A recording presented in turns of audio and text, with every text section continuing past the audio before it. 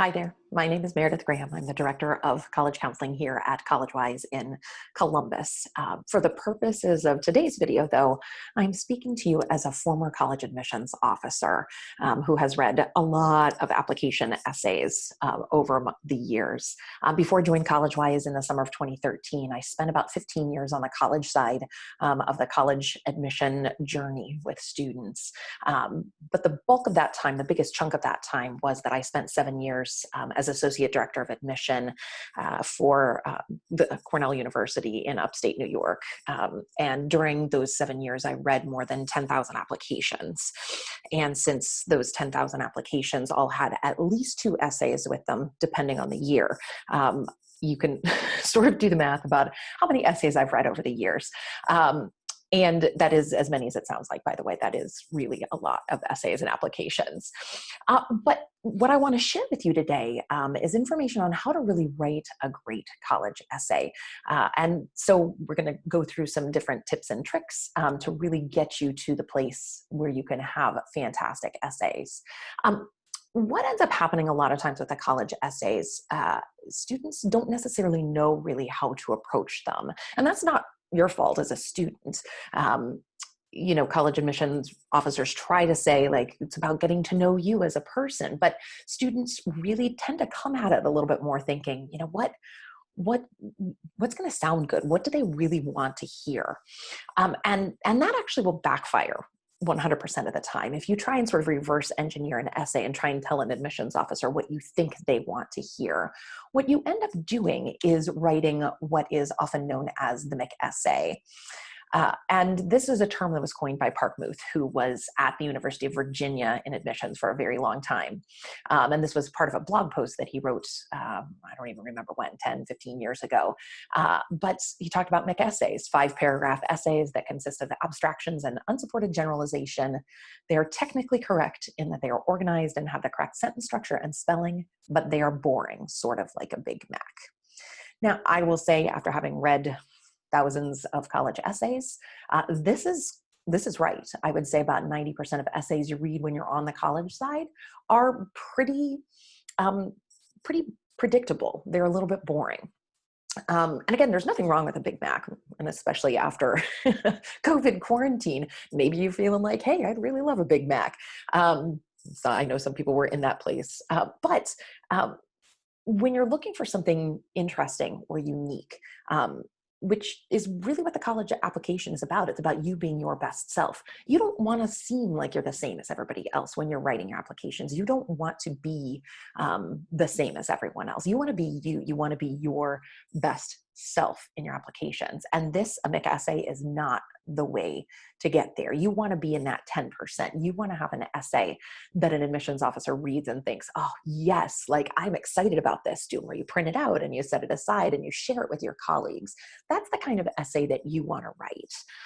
And a lot of times students, they get worried about how they're going to get there. How are they going to get beyond that McEssay? How are they going to write an essay that's really going to knock it out of the park here?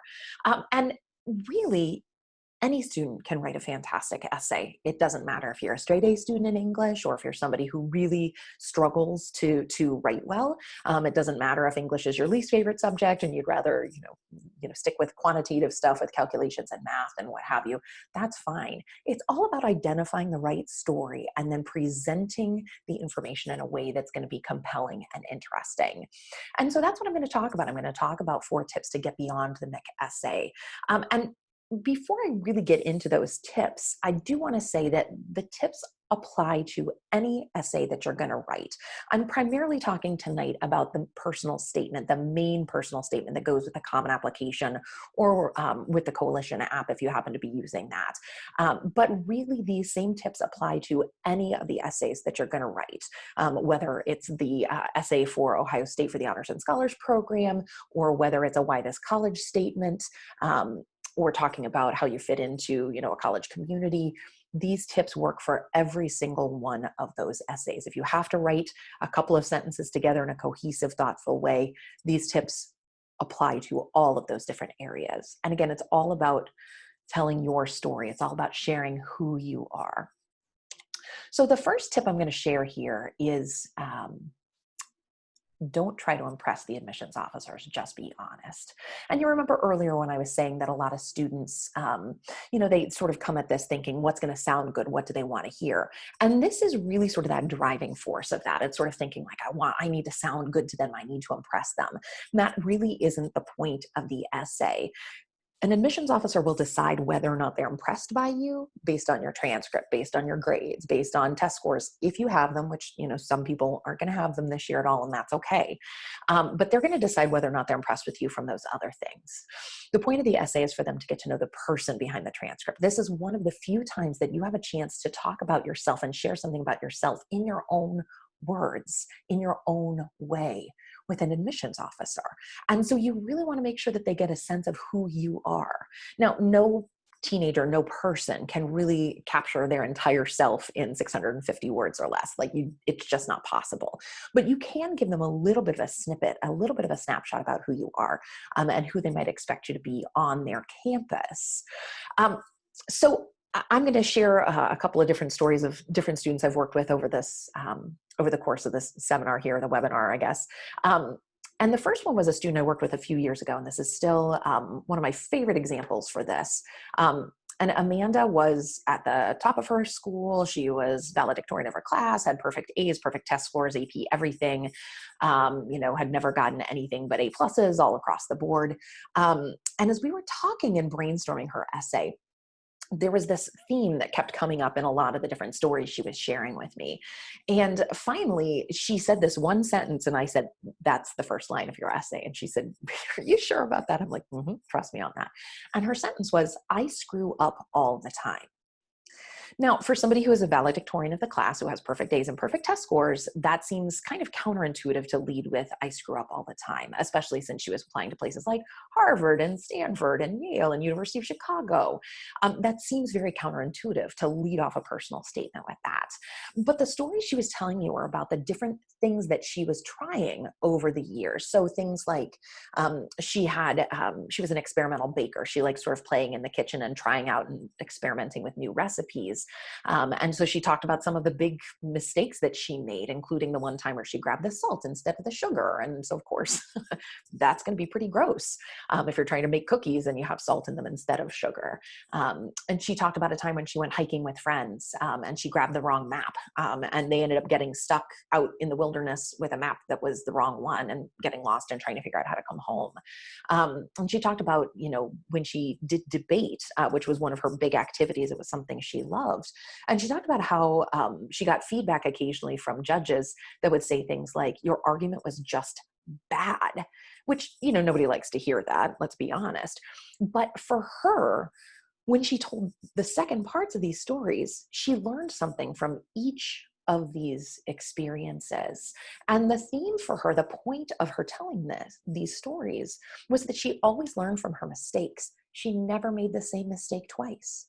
So she learned to put giant labels on the canisters for all of her baking goods in the kitchen, so she never mixed up sugar and salt again. She learned to always double check to make sure if she was grabbing a map that she had the correct map with her. And she said in all of her time debating, she lost to the same team more than once, but she never lost the same argument more than once. So every time she made a mistake, she learned from it, she improved, and she came back. She didn't let that stop her. Now, to sort of admit that you're not perfect, nobody likes to do that, of course, but for an admission reader, especially for a student who's never gotten anything but A's, that's a really powerful thing to learn about a student. It's powerful to learn and to understand that, this is a student who, they understand how to recover from mistakes. They're going to be able to come back from it, and they're going to be willing to put themselves out there and try new things on our campus. And so that actually really makes for a strong story for an applicant and for an admissions essay. So I'm glad she trusted me. She did end up getting into Harvard and Yale and Stanford and the University of Chicago. So that ended up working out pretty well for her. So tip number 2, own your stories. Now, what does this mean? Owning your story is something that we talk about at CollegeWise, and it's the idea that every person has a unique story and a unique perspective with your story. There are certain things with high school that are going to be sort of common experiences. And I don't want to say that they're everyday experiences, but at your high school, you have your school's traditions. You have sort of, the same hallways, the same locker setup at your high school as all of the other students at your high school. You have sort of the same constraints and the same opportunities within the school structure. So the same extracurricular activities. But to own your story, you have experienced each of those things differently. And so owning your story means that you tell enough personal detail with that story that it's obvious that you are the one telling the story, that this was your perspective, this was your experience along the way. So if you're going to talk about being part of a championship sports team, you want to talk about your experience being a part of that team. Let me give you another example. Around the same time I worked with Amanda a few years ago, I worked with a student named Heather, and Heather was not a straight A student. She had about a 2.5 GPA and an ACT that was 21, 22-ish. So, she was fine. She was ready for college, but definitely not number one in her class. And she wanted to go to the University of New Hampshire, and she wanted to study business. That was her top choice. And she lived in Greater Boston. So that was, going a little ways from home, but not too far from home. And she came in the day that we were brainstorming essays, and she was visibly upset. And I asked her what was wrong. And she said, my best friend stole my essay. And I said, okay, that's a pretty big accusation. Tell me what happened. And as we sat and talked about it for a while, it turned out that she had told her friend that she wanted to write her essay about her part-time job at the hardware store in town. And her friend also works at that hardware store part-time. And her friend is also applying to UNH for business. They were hoping to sort of go to the same place. And her friend said, oh my gosh, I love that idea. And her friend ended up writing about the part-time job at the hardware store. And so Heather's thinking, I can't write about this. My best friend were applying to the same places. But the key to this is owning her story. As we started talking about it, it became obvious that her story was not going to be the same as her friend's. Now, I didn't know her friend. I don't know what her friend's story was, her interaction with the hardware store. But for Heather, she'd actually grown up in the store because her parents owned it. Her grandparents had actually started the store. And the reason that she wanted to study business is because she wanted to take over the store from her parents. She wanted to be the third generation of her family to own and run this store. So she had stories about helping her mom with inventory, and she remembered being in the backpack on her mom's shoulders and helping count things on high shelves in the back. And she told a story about the day she was trying to help out over the summer, and one of their cashiers up and quit. She was 14 or 15 at the time. And her dad looked at her and said, Heather, it's your turn. Get on that register. And so in the middle of a Saturday afternoon, she had to learn to run the cash register while everybody is, around the store, while it's super busy. And she talked about all of those kinds of experiences. Now that's going to be very different from somebody who applied and was hired in and working part-time.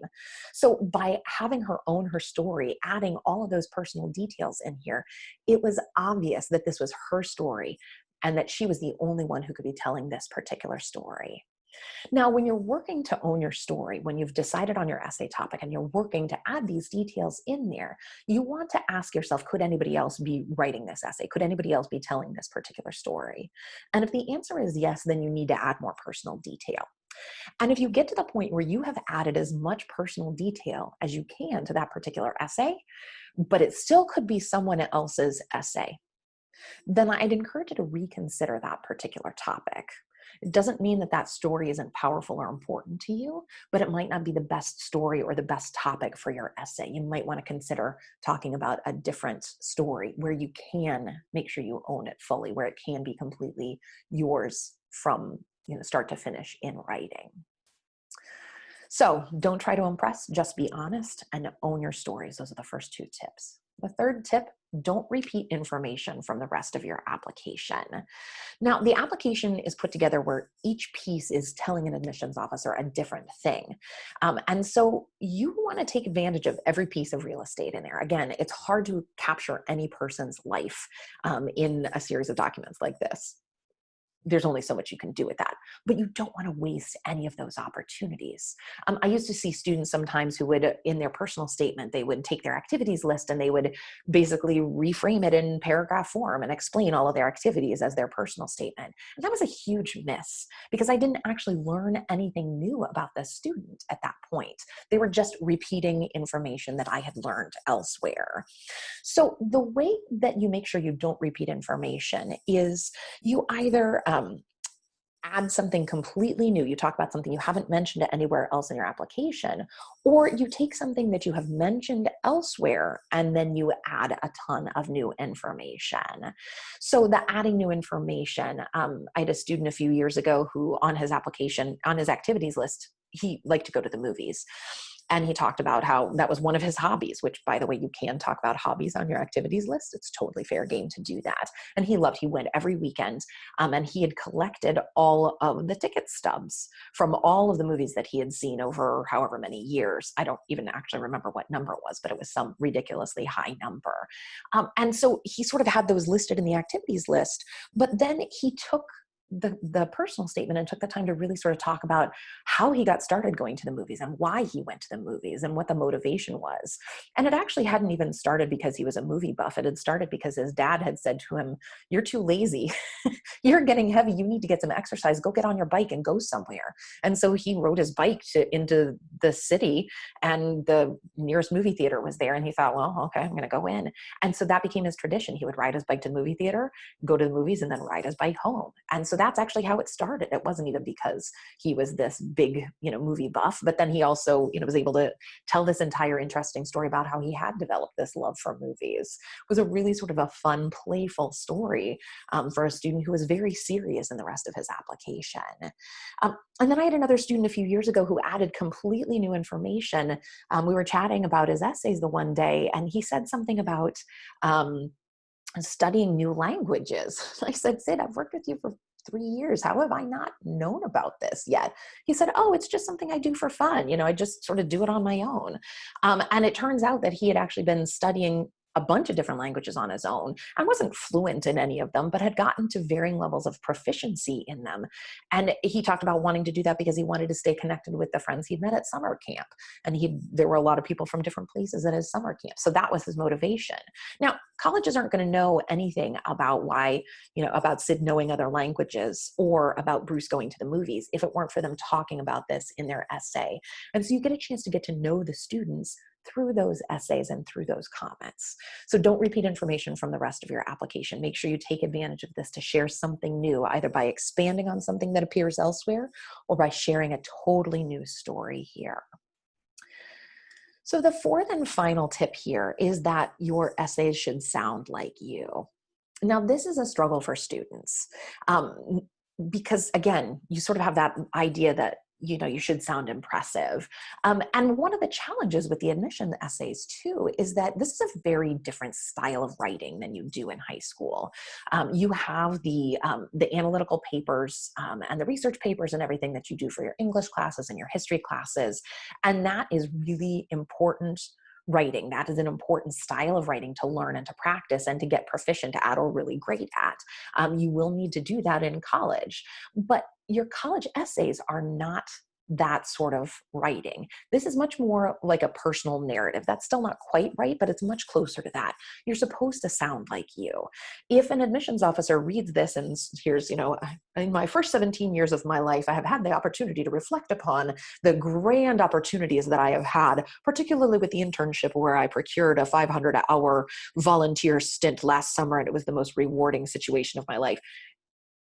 Do you know anybody who talks like that? I don't know anybody who talks like that, especially not somebody who is 17, give or take. I know some of you are 16, some of you are 18, but you should sound like you. You should sound like you're 17. And admissions officers are expecting that. They're not expecting you to sound like you are an adult because you're 17. They're not expecting you to sound like if I were to write a personal essay, it's going to sound different. It really does. And so they want to hear the voice from you. They want to hear your stories in your voice, in your way. And I also want to encourage you to avoid throwing a thesaurus at your essay. If you would not actually use a word yourself, it does not belong in your essay. So for example, plethora is almost a running joke with admissions officers. If you actually use the word plethora in everyday conversation, you can use it in your essay. But if you don't, it doesn't belong in your essay. Same with the word enthralled. I've seen a lot of students this year seem to be enthralled by everything. Do you actually say that? If you do, you can use it. If not, maybe set that word aside and choose something different. So now, how do you find the right tone for your essay? Well, you can ask yourself 2 questions to find the right tone. The first one is, how would I tell this story to my best friend? And that's going to help you keep it from getting too serious or too formal. And then you want to flip it around and ask yourself, how would I tell this same story to my favorite teacher? And that'll help you keep it from being too casual. And the right tone is going to be somewhere in between there.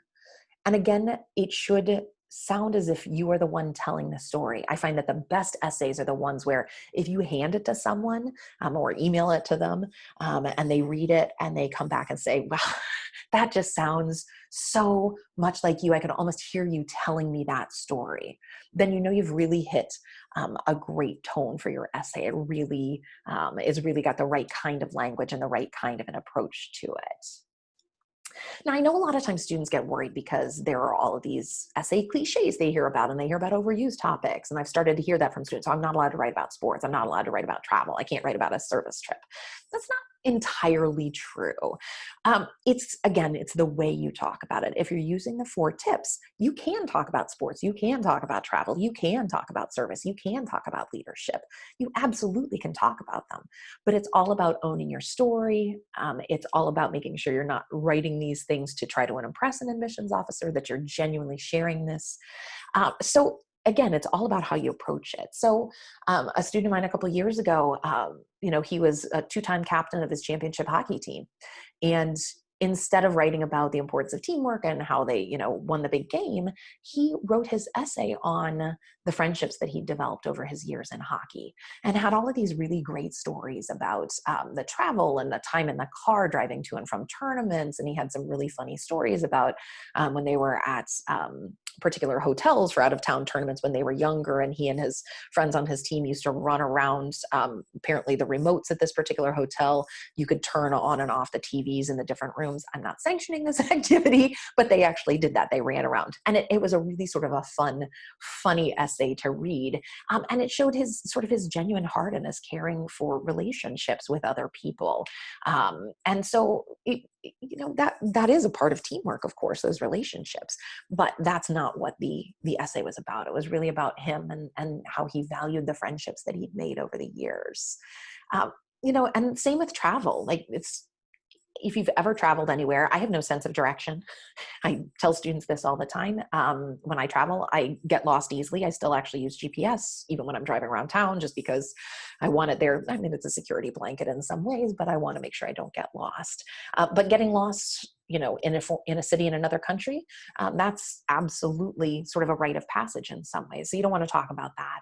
But you could talk about how when you traveled and you saw sort of how medicine operates in different areas, and it got you really interested in maybe some more sort of natural cures and natural treatments, because you saw someone using turmeric on a cut, like a paste of turmeric, and you thought, I wonder what's that all about?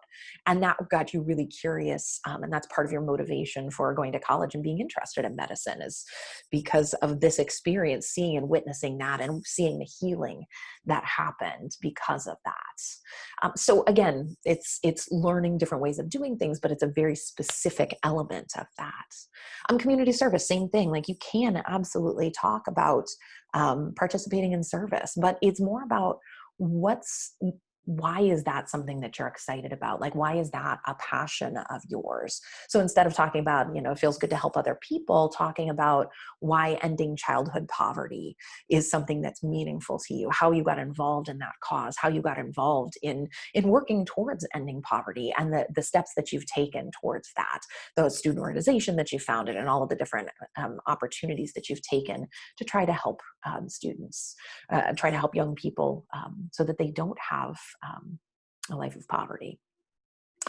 And, leadership, same thing here.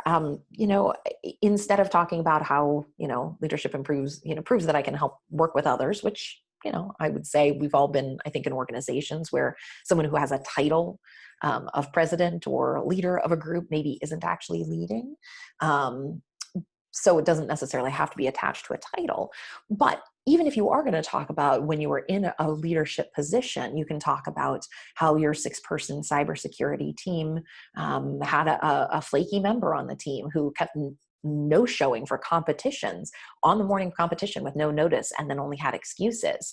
And then talk about planning, and sort of assuming that the 5 of you who are being consistent are going to have to handle the state championships on your own, assuming that this person is going to flake, and not show up, and being proven right the morning of the state championships, and you and your 5-member team instead of the 6-member team still winning the state championships. That's a little bit more about leadership and planning. So you can't talk about them. Again, it's just about owning your story, making sure that you inject enough detail, and making sure that it sounds like you. So it's obvious that you're the one who's telling the story and that it couldn't be anyone else telling this story. Now, we are in a very strange year this year, as everyone knows, which is part of why this is a video instead of me presenting to you in person. So the COVID question is something that's on specifically on the Common Application this year, but there are other ways that this is being asked, or opportunities to share information about that on other applications too. And there's been a lot of debate about how to handle this question for students. Like, what do you do? This is truly an optional question. But how do you answer it, or do you answer it? And I think the answer to that is it kind of depends. There's some admissions offices that seem to really want every student to answer the question just so they know what you were doing. And there's some admissions offices that seem to want students to answer this only if there was some sort of a major situation along with COVID for you in your life. We all have been quarantined. We all had our lives incredibly disrupted because of this. And so if the extent of your disruption was, that you had to study from home and it was hard being away from your friends and doing online learning was really frustrating, then okay, I would say that that's maybe not something you would need to write here, because that's something that's not unique to you. That's something that was true for everyone. But if you have a parent who's a first responder who quarantined away, or if you were sick, or one of your parents were sick, or if you lost a loved one, or if a parent lost a job, or if you lost your home, or if you ended up having to provide childcare for younger siblings and you ended up having to, take an AP exam in the bathroom because that was the only place that you could get some peace and quiet.